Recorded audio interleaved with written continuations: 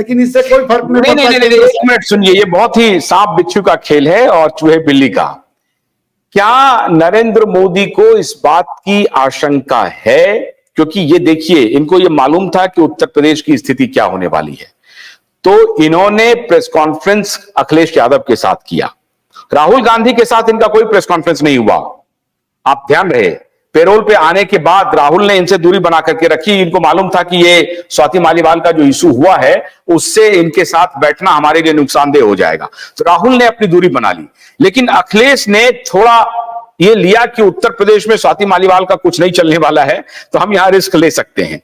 तो उत्तर प्रदेश में उन्होंने रिस्क लिया। क्या उनको लगता है कि मोदी जी को भी और केजरीवाल भी शायद ये सोच रहे हों कि उनके रेस्क्यू के लिए अखिलेश जी, राहुल जी ये देश भर में माहौल बनाएंगे कि देखिए केजरीवाल जैसे व्यक्ति को इन्होंने डिसॉल्व कर दिया, चुनी हुई सरकार को डिसॉल्व कर दिया, उनको जेल में रखा हुआ है, डिक्टेटर है, और इससे जो माहौल है वो एकाएक फिर से इंडिया ब्लॉक में मजबूती देगा।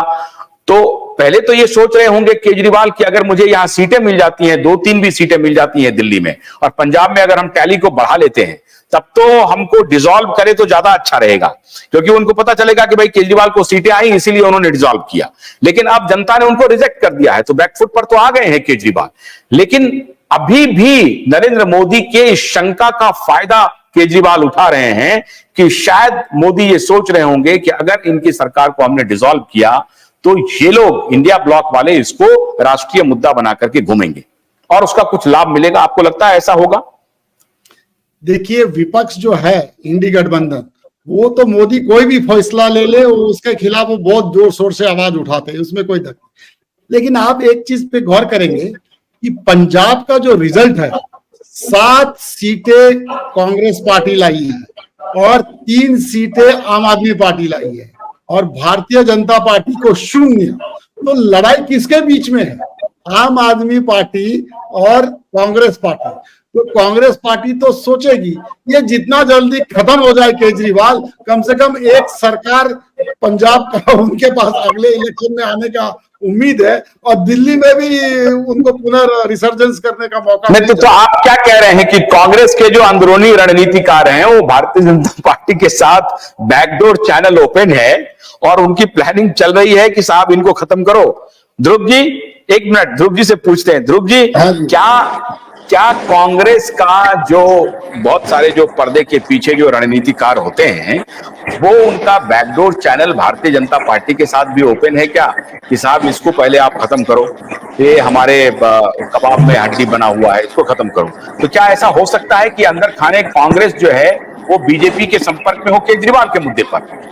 नहीं, अब क्या हुआ है कि बीजेपी को ये समझ में आ गया, बीजेपी को जो नुकसान हुआ है वो केजरीवाल को जेल भेजने से हुआ है। अदरवाइज जो कांग्रेस को जो 7 सीटें आ गई पंजाब में, और कांग्रेस का जो थोड़ा बहुत वोट बैंक बढ़ा दिल्ली में, उसका रीजन ये है। और आज क्योंकि बीजेपी का जो मेन उद्देश्य है कि कांग्रेस को और नहीं बढ़ने देना है, इसलिए वो किसी भी हालत में केजरीवाल की सरकार को बर्खास्त नहीं होने देगी बीजेपी। और क्योंकि वो नहीं चाहती, यदि ये खत्म हो जाती है तो दोबारा से दिल्ली के अंदर कांग्रेस राइज हो जाएगी, पंजाब में भी कांग्रेस राइज हो जाएगी, और फिर वो दो टक्कर रह जाएगी। इसका मतलब है कि केजरीवाल का बैक चैनल एक्टिव है, मतलब ये समझ में नहीं आ रहा है। तो बड़ा ही अद्भुत टैक्टिक्स है। अब केजरीवाल को आगे बढ़ाना ये बीजेपी का वो लक्ष्य रह जाएगा कि उनको ये पता है कि जब 3 पार्टी अलग अलग रहनी चाहिए, कांग्रेस अलग रहनी चाहिए और आप पार्टी अलग रहनी चाहिए, तभी बीजेपी का भविष्य है। यदि आप खत्म हो जाएगी तो कांग्रेस पंजाब में भी, दिल्ली में भी, और क्या ये हो सकता है? एक मिनट सुनिए, अगर कोर्ट ने, अब कोर्ट कैसा रुख लेती है ये तो कहना मुश्किल है, क्योंकि बहुत सारी चीजें कई बार हाथ से निकल जाती हैं। सामने से लगता है कि नहीं सरकार कोर्ट मैनेज करती है, उसको मैनेज करती है, कई बार ऐसा नहीं होता है। कई बार ऐसा नहीं होता। अभी माहौल क्या था कि ईवीएम को सरकार कंट्रोल करती है, ईवीएम सरकार नहीं कंट्रोल करती है, साबित हो गया। इलेक्शन कमीशन सरकार के कब्जे में, इलेक्शन कमीशन सरकार के कब्जे में नहीं है, ये साबित हो गया। लेकिन आप माहौल ऐसा बना देते हैं कि भैया ईवीएम को सरकार कंट्रोल कर रही है, इलेक्शन कमीशन को सरकार कंट्रोल कर रही है, तो अदालत को भी सरकार कंट्रोल कर रही है। इस तरह से लोग पॉलिटिकल जो मास्टर्स है वो अपनी प्लानिंग करने लगते हैं। क्या ऐसा हो सकता है कि थोड़ा सा टोन डाउन हो सकता है कि अगर ये तीनों एमपी बगावत करके चले जाएं, भारतीय जनता पार्टी को सपोर्ट करते, तो केजरीवाल हल्ला मचाएंगे बाहर में कि देखिए बीजेपी हमको तोड़ रही है, लेकिन उसमें मिलीभगत रहेगी। क्या हम हल्ला मचाएंगे, लेकिन हम आपको जेल से भी बाहर लेके आएंगे और हमको जेल से बाहर आने दीजिए, क्योंकि हमको कांग्रेस को डैमेज करना है। तो कांग्रेस को डैमेज करने की शर्त पे ये अंदर खाने भारतीय जनता पार्टी और केजरीवाल से भी तालमेल चल रही है क्या? कर्नल साहब, जो ध्रुव जी ने बहुत ही बढ़िया इंसाइट दिया है, तो ये इस पॉलिटिक्स में हमको बहुत एक दम भी दिख रहा है जो इन्होंने नैरेटिव दिया है। आपको लगता है कि वो कांग्रेस को आगे बढ़ने से रोकने के लिए वो केजरीवाल से समझौता कर सकते हैं बीजेपी? ध्रुव जी ने कहा है परम दृष्टिया पॉलिटिकली तो एकदम सही लग रहा है कि बीजेपी को तभी फायदा होगा जब त्रिकोणीय मुकाबला होगा, और त्रिकोणीय मुकाबला में वो निश्चित तौर से बीजेपी जीतेगी। लेकिन अगर आप दिल्ली का आप विश्लेषण करेंगे वोट परसेंटेज पर, तो 7 सीट पर इनके वोट परसेंटेज 55 से 58% के बीच में रहे। तो जब 50% के ऊपर वोट आप पाते हैं तो आपको भय नहीं रहता है। जहां तक केजरीवाल का समस्या है, वो जिस हिसाब से केजरीवाल ने मोदी के लिए पर्सनली इतनी गाली गलौज और बातचीत किया है, तो वो गले नहीं उतरेगा बीजेपी के। आप देखिए बीजेपी को सर्वश्रेष्ठ नेता बने हुए हैं मोदी जी, तो कोई भी पार्टी उनका इस बात को मानने को तैयार नहीं होगा छोटा मोटा फायदा के लिए। मुझे नहीं लगता है घोर विरोध में है बीजेपी आम आदमी पार्टी के खिलाफ, खास करके केजरीवाल के खिलाफ। तो मुझे नहीं लगता उसमें। नहीं तो ध्रुव जी, आपको लग रहा है कि केजरीवाल को लीज ऑफ लाइफ मिलेगा और इसलिए केजरीवाल आराम से जेल में हैं?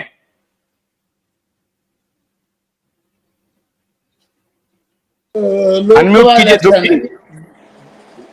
हाँ जी, विधानसभा इलेक्शन के लिए दिल्ली सरकार, एमसीडी सरकार, तो उन सब में किसी भी हालत में नहीं चाहेगी बीजेपी कि दिल्ली के अंदर कांग्रेस दोबारा से उसी फोर्स में आए। जब ये शीला दीक्षित थी, 15 साल तक इन्होंने बीजेपी को तरसा दिया था। यानी सरकार में 20-25 साल से बीजेपी कहीं आई नहीं पाई है दिल्ली के अंदर। पहले कांग्रेस रही, उसके बाद आप पार्टी रही, और इस समय यदि आप पार्टी भी रहे, बीजेपी ना भी आ पाए, लेकिन बीजेपी नहीं चाहेगी कि कांग्रेस, क्योंकि बढ़ रही है, ऐसे समय में दिल्ली में कांग्रेस बढ़े। तो इसलिए वो, और यदि बिल्कुल खत्म हो जाती है आप पार्टी, तो फिर बीजेपी का कोई अस्तित्व दिल्ली के अंदर नहीं रहेगा, क्योंकि जो आप पार्टी के जो वोट हैं वो वोट हैं जो जाएंगे कांग्रेस में। तो ऐसे टाइम पे किसी भी हालत में आप पार्टी को खत्म करना बीजेपी के हित में नहीं है, ना दिल्ली में और ना पंजाब में और ना आने वाले हरियाणा के इलेक्शन में। क्योंकि हरियाणा के इलेक्शन में जो हार हो रही है और कांग्रेस राइज हो रही है, उस समय आप पार्टी का भी हरियाणा में राइज होना बीजेपी के लिए फायदेमंद है। तो मेरे ख्याल से इस समय भारतीय जनता यूपी में भी बीजेपी के हारने का मुख्य कारण यही था कि बसपा एकदम खत्म हो गई। यदि त्रिकोणीय फाइट होती तो बीजेपी पूरी की पूरी सीटें लाती।